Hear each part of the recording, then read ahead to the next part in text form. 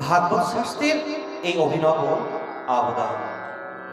তাই বিশ্বের বাজারে এই যে শাস্ত্র আজ হতে পঞ্চম দিবস অবধি আমরা অধ্যয়ন এবং আলোচনা করব, শ্রবণ করব, তাহলে এই শাস্ত্রের এই অভিনব অবদান আমাদের এই মানব জাতির উপরে, যে ভগবানের নাম, তার গুণ, তার লীলা শ্রবণ করলে আমরা সর্ববিধ দুঃখ থেকে নিবৃত্তি করতে পারব। তাই নতুনতম ঘোষণায় শ্রেষ্ঠতর পরিচয়। তাই জগতের দরবারে এই শ্রীমদ্ ভাগবতীয় শাস্ত্র গ্রন্থে ভগবান স্বয়ং, এই গ্রন্থে ভগবান স্বয়ং আত্মপরিচয় বলেছেন। নিজের যে আত্মপরিচয়, সে আত্মপরিচয় বলছেন নিগম কল্পতরু বিগলিত ফলম। আমি ভাগবত, আমি মানে ভগবান বলছেন ভাগবতে যে আমি বেদ বৃক্ষের বিগলিত ফল। কৃপা করে মানে মানবের প্রতি কৃপা করে আমি গলিয়ে পড়েছি, অর্থাৎ গাছ থেকে পড়েছে। তো গাছ থেকে পড়লে কি হয়? ফলটা ফেটে যায়, তাই না? যদি পাকা গাছ থেকে পড়ে, কিন্তু এটা ফাটেনি, একদম পরিপক্ত ফলটাই রয়েছে। কারণ ফলটি শাখা প্রশাখা বয়ে আমাদের কাছে নেমে এসেছে, যার জন্য সে গোটা ফলটাই রয়েছে, তাতে কোনো চির ফাটল কিছু ধরেনি। তাই নামিয়ে এসেছে আমাদের কাছে স্বয়ং এই ভাগবত রূপে শাস্ত্র হবে। যেন ভগবানের অনেক রূপ রয়েছে, কেমন, যেগুলো আমরা বিগ্রহ বলি। এই যে সামনে রয়েছে ভগবানের গুলো বিগ্রহ, তো মিনময় হয়, দারুময় হয়, প্রস্থময় হয়। মৃন্ময় মানে হচ্ছে এটা মৃত্তিকা, মাটি দ্বারা নির্মিত, তা মৃন্ময়। প্রস্তরময় মানে যেটা পাথর দ্বারা নির্মিত ভগবানের মূর্তি বা বিগ্রহ, যেটা কাষ্ঠ মানে কাঠ দ্বারা, তাকে দারু মূর্তি বলা হয় ভগবানের। যেমন ধাতুর রয়েছে পিতলের, কাঁসার, এইভাবে ভগবানের 8 রকম মূর্তির হয়। তার মধ্যে এই যে ভাগবত শাস্ত্র বা গ্রন্থ, এটা ভগবানের হচ্ছে বাক্যময়ী, ভগবানের শব্দ। ভগবানের শব্দময়ী রূপ বা বিগ্রহ হচ্ছে এই ভাগবত শাস্ত্র।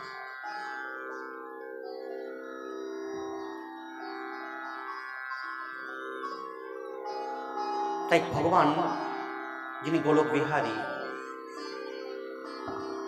আমাদের প্রতি কৃপা করে বৃন্দাবনের গোকুলে তিনি অবতীর্ণ হয়েছেন। তাই ভগবানের কৃপার সংবাদ ছড়িয়েছে এই ভাগবতের পৃষ্ঠায় পৃষ্ঠায়। এই যে ভাগবত গ্রন্থ, এর প্রত্যেকটা পৃষ্ঠায় সেই ভগবানের মহিমা গাথা। এর মধ্যে প্রত্যেকটা পৃষ্ঠায়, প্রত্যেকটা শব্দে, প্রত্যেকটা লাইনে লাইনে রয়েছে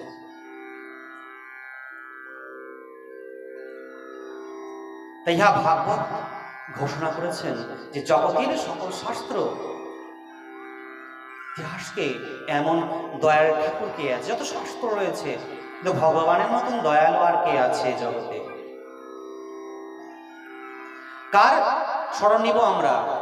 এই যে আমরা না কনফিউজড যে ঈশ্বরকে, ভগবানকে কার আমরা ভজনা করব, তাই না?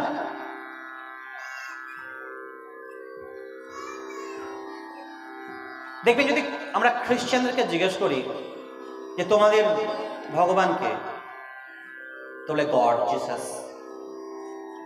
যদি মুসলমানদেরকে বলা হয় তোমাদের, বলে আল্লাহ।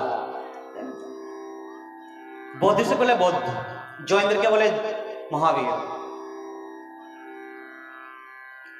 কিন্তু কোনো হিন্দুকে বলা হয়, সনাতনীকে বলা হয় তোমার ভগবানকে, আমরা বলতে পারি না, কনফিউজ হয়ে যায় যে কাকে বলবো, শিব বলবো, নারায়ণ বলবো, না ব্রহ্মা বলবো, তাই না? সকলেই আমাদের একটাই, দেখবেন আমরা সব একটা জায়গায় হেরে যাই। যখন কেউ আমাদেরকে জিজ্ঞেস করে তোমাদের ভগবান কে বলো তো, তখন আমরা চুপ হয়ে যাই, আর আমরা বলতে পারি না আমাদের ভগবানকে, তাই না?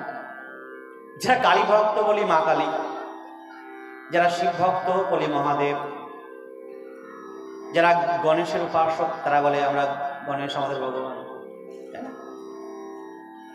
কিন্তু সবার ঊর্ধ্বে একজন রয়েছেন যিনি আমাদের সকলের আরাধ্য, এবং তাকে আরাধনা করতে হবে। এমনি তুমি যাকে পারো করো, এরা দেবতা। আমাদের মঙ্গলের অর্থে ভগবান এদেরকে নিযুক্ত করেছেন কর্মে, তাই না? এদেরকে এই যে দেবতা শিব, কালী, দুর্গা, গণেশ আদি যে দেবতারা রয়েছেন, এরা আমাদের মঙ্গলার্থে আমাদের প্রতি কৃপা করবেন বলে ভগবান এদেরকে কর্ম দিয়েছে, যে তোমাদের একটা কাজ একরকম রয়েছে। যেমন ব্রহ্মার কাজ আমাদেরকে সৃষ্টি করা, নারায়ণের কাজ আমাদেরকে পালন করা, মহাদেবের কাজ সংহার করা।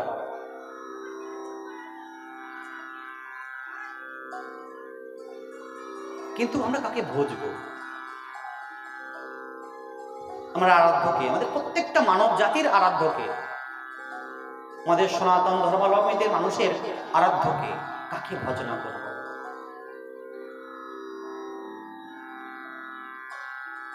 যিনি আমাদের সকলের ঈশ্বর, কিন্তু ঈশ্বর একজনাই হয়, ভগবান বা ঈশ্বর একজনাই হয়। কিন্তু আমরা না মানুষ, এই আমরা সনাতন ধর্ম মানুষরা এই জায়গাটায় কনফিউজ হয়ে যায় যে আমরা কার ভজনা করব, কার সাধনা করব, কাকে মানব।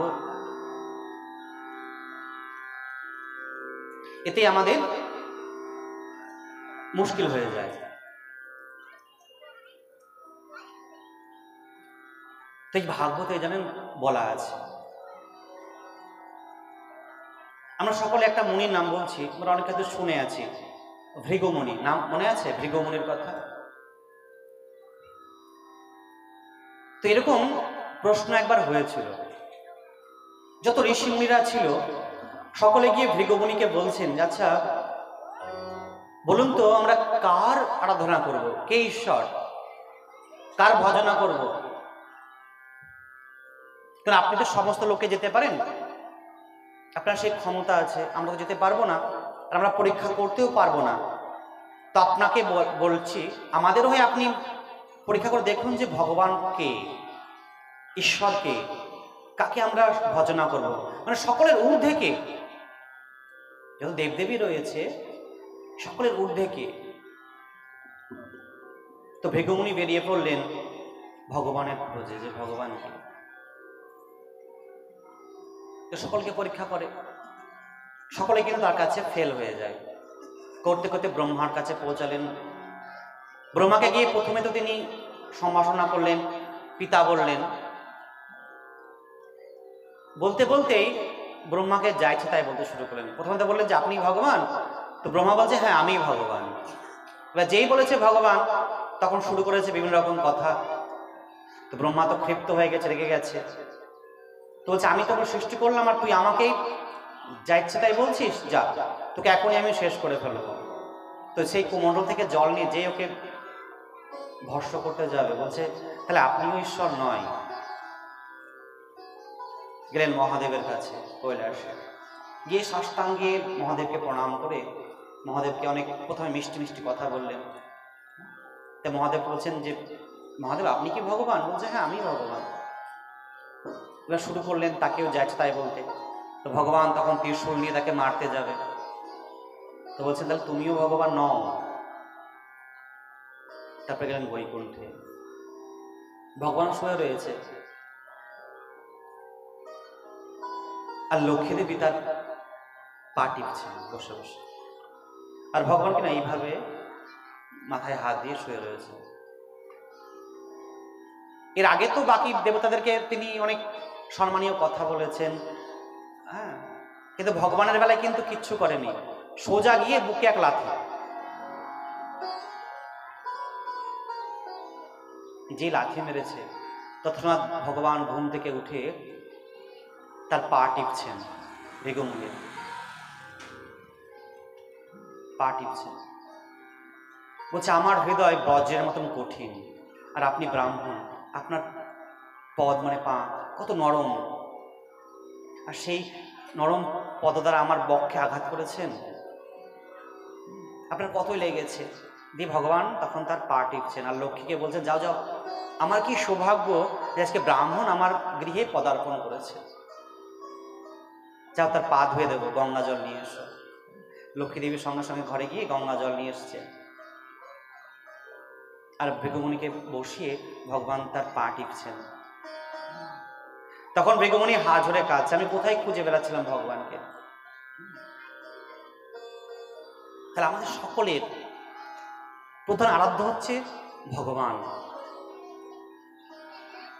তাকে আমরা অনেকে অনেক নামে বলি, তার অনেক অনন্ত নাম, কে গোবিন্দ বলি, কে হরি বলি, কে নারায়ণ বলি, কে বিষ্ণু বলি, আবার কেউ আমরা কৃষ্ণ বলে জানি।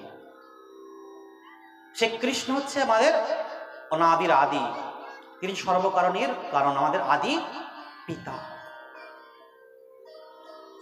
যার থেকেই সকলের সৃষ্টি হয়েছে,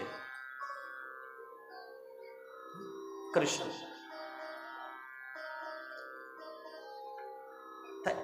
তাই কথাটা কি, যে আমাদের আরাধ্য কিন্তু একজন। আমাদের অনেক দেবদেবী রয়েছে, তাদের হয়তো কার্য ক্ষেত্রে তাদের আমাদের পুজো করতে হয়, কারণ এক একটা দেখুন, ভগবান সবকিছুর দায়িত্ব নিতে পারেন না, তাই না? প্রধানমন্ত্রীকে সবকিছু করেন, তার জন্য ডিপার্টমেন্ট রয়েছে, তাই না? ঠিক সেরকম ভগবান একটা ডিপার্টমেন্ট তৈরি করে এদেরকে দায়িত্ব দিয়েছে, তোমরা দেখাশোনা করো, যখন ঠেকবে পারবে না তখন আমি আছি পেছনে, তাই না? তো এইসব দেবদেবী একটা ডিপার্টমেন্ট সামলায়, এরা সর্বকর্তা হচ্ছেন ভগবান। তাই আমরা যার যে কোনো দেবদেবীর আরাধনা করি না কেন, হয়তো কোনো ভক্তের মহাদেবকে ভালো লাগতে পারে, লাগতেই পারে, তাতে কোনো যায় আসে না, তিনি পরম বৈষ্ণব এবং ভগবানের অতি প্রিয়। এরকম মনে করবেন না যে আমি শিব ভক্ত বলে বিষ্ণু নিন্দা করব, তাহলে কিন্তু শিব রুষ্ট হবে। আর আপনি বৈষ্ণব বিষ্ণু ভক্ত ভেবে ভাবছেন যে আমি শিব নিন্দা করব, তাতে বিষ্ণু খুব খুশি হবে, তিনি কিন্তু আরো রুষ্ট হবে। কারণ আমরা এই ভুলটাই করি যে হর আর হরির মধ্যে বিভেদ সৃষ্টি করি, তফাৎ তৈরি করে ফেলি, কিন্তু ভগবান আর শিবের মধ্যে কোনো তফাৎ নেই। যদি আমরা শাস্ত্র পড়ি, শাস্ত্র অধ্যয়ন করে, তাহলে বুঝতে পারবো যে কার উৎপত্তি কোথা থেকে। ব্রহ্মবৈবর্ত পুরাণ, ব্রহ্মখণ্ড, আমাদের একটি শাস্ত্র আছে, এই 18টা পুরাণের মধ্যে একটি পুরাণ নাম হচ্ছে ব্রহ্ম ও বৈবর্ত পুরাণ। সেখানে 4টি খণ্ড আছে, ব্রহ্মখণ্ড, প্রকৃত খণ্ড, গণপতি খণ্ড, কৃষ্ণ জন্মখণ্ড। তো ব্রহ্মখণ্ডে বলছে যে ভগবান এক এবং অদ্বিতীয়, আর তার 1 2 3 4 5 6 বলে কিছু নাই। যখন কিছু ছিল না, শুধু শূন্য, মহা শূন্য, আর কিছু নেই, তখন তিনি একলাই ছিলেন। তার ইচ্ছে হলো যে আমি জগৎ সৃষ্টি করব, লীলা করব। তৎক্ষণাৎ নিজেকে দুটি ভাগে বিভক্ত করলেন। ভগবান নিজেকে দুটি ভাগে বিভক্ত করলেন, তার এক ডান অঙ্গ হচ্ছে কৃষ্ণ, তার বাম অঙ্গ হচ্ছে রাধা, একজনই কিন্তু ওনারা। সৃষ্টির জন্য নিজেকে দুটি ভাগে ভাগ করলেন, এটা হচ্ছে ভগবানের প্রথম ভাগ, নিজেকে দুটি বিভক্ত করলেন, প্রকৃতি আর পুরুষ রূপে। এই যে ডান অঙ্গ যেটা কৃষ্ণ, তিনি আবার নিজেকে 4টি ভাগে ভাগ করলেন। নাভি থেকে ব্রহ্মা, ডান দিক থেকে নারায়ণ, বাম দিক থেকে মহাদেব, আর বুদ্ধি থেকে দুর্গা। প্রথম নিজেকে দুটি ভাগ করলেন, একটা ডান অঙ্গটা হচ্ছে কৃষ্ণ, বাম অঙ্গটা রাধা। ডান অঙ্গকে আবার 4টি ভাগ করছেন, নাভি থেকে ব্রহ্মা, অর্থাৎ পদ্মজনী ব্রহ্মা বলা হয়, তার নাভি থেকে হয় ব্রহ্মা, ডান দিক থেকে নারায়ণ আর বাম দিক থেকে মহাদেব। ঠিক আছে, এটা হচ্ছে সত্য। কিন্তু আমরা যারা শিব ভক্ত, ভগবানের নিন্দা করি যে আমার শিব বড়। যারা কৃষ্ণ ভক্ত বৈষ্ণব, তারা শিব ভক্তদের নিন্দা করে যে আমার বিষ্ণু বড়, তাই না? যারা শক্তি উপাসক মাতৃ সাধক, যারা মায়ের সাধনা করে, তারা ভাবছে মা বড়। এই নিয়ে আমাদের মধ্যে একটা দ্বন্দ্ব। কিন্তু প্রকৃতটা কি আমরা কেউ জানার চেষ্টা করি না, যে ঈশ্বরকে কাকে ভজব, কে ভজনীয়, যাকে ভজলে আমাদের কল্যাণ হবে। কারণ মুক্তি বা মোক্ষ একমাত্র ভগবানের হাতে রয়েছে, তা কিন্তু কাউকে দেয়নি। কোনো দেবদেবী তোমাকে মুক্তি দিতে পারবে না, একমাত্র ঈশ্বর ছাড়া। আর তার কৃপা ব্যতীত কোনো কিছু সম্ভব নয়, তাই তাকে বুঝতে হবে। এই যে আমরা কলিজীব, আমাদের জন্য তো অনেক সোজা পথ রয়েছে। যাই করি না কেন, দিনাদিতে একবার হা কৃষ্ণ বলে, হা গোবিন্দ বলে, হা রাধে বলে কাঁদতে পারি, তাহলে জানবে তোমার সারাদিনের ভজন হয়ে গেল। একবার যদি আমরা হা কৃষ্ণ বলি, হা রাধে বলি, হা গৌর বলি, হা নিতাই বলি, কারণ ভজনের বিভাগ রয়েছে। প্রধানমন্ত্রীর কাছে তো ডাইরেক্ট যাওয়া যায় না, তাই না? আমরা যদি কারোর কোনো অফিসারের সঙ্গে দেখা করতে যাই, ডাইরেক্ট অফিসারের সঙ্গে দেখা করতে পারবো না, একটা মাধ্যম বাই মাধ্যম যেতে হবে। এই কলিযুগের আমাদের ভজনের মাধ্যম কি? তাহলে প্রথমে নিতাইকে ভজতে হবে, নিতাই চাঁদ। এই কলিযুগকে কাকে ভজতে হবে? আগে নিতাই চাঁদ। নিতাই ভজলে কি পাবে? গৌর পাবে। নিতাইকে ভজতে হবে আগে, তাই নিতাইকে বাদ দিয়ে কিন্তু কিচ্ছু হবে না। যতই তুমি যা কিছু করো, যদি নিতাই না ভজো তাহলে সবই বৃথা। আর নিতাই গৌরকে ভজলে কি হবে? না ব্রজে রাধা কৃষ্ণকে পাবে। তুমি যদি ভাবছো ডাইরেক্ট আমি রাধা কৃষ্ণকে পাবো, অসম্ভব। আগে নিতাইকে বুঝতে হবে। নিতাইয়ের কৃপা না হলে কিচ্ছু হবে না। তাই একটি পদ আছে, নিতাই পদ কমল কোটি চন্দ্র শশীতল, যে ছায়ায় জগত জোড়ায়। তাই নিতাইয়ের কৃপা ছাড়া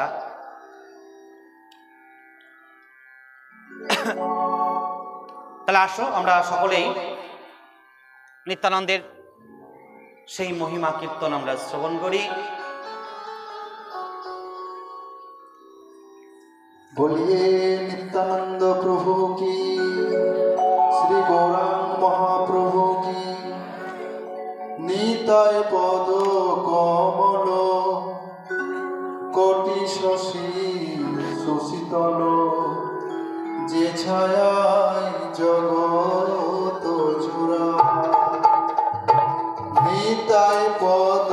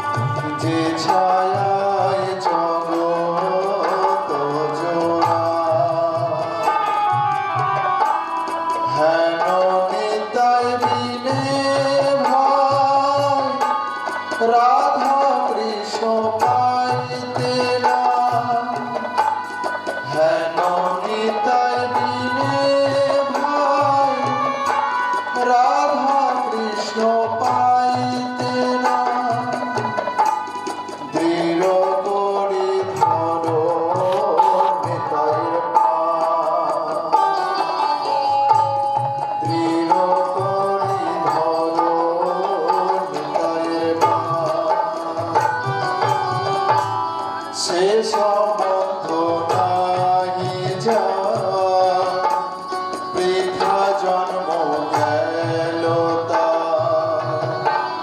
সে সম্বন্ধ নাহি যার, বৃথা জন্ম গেল তার। সেই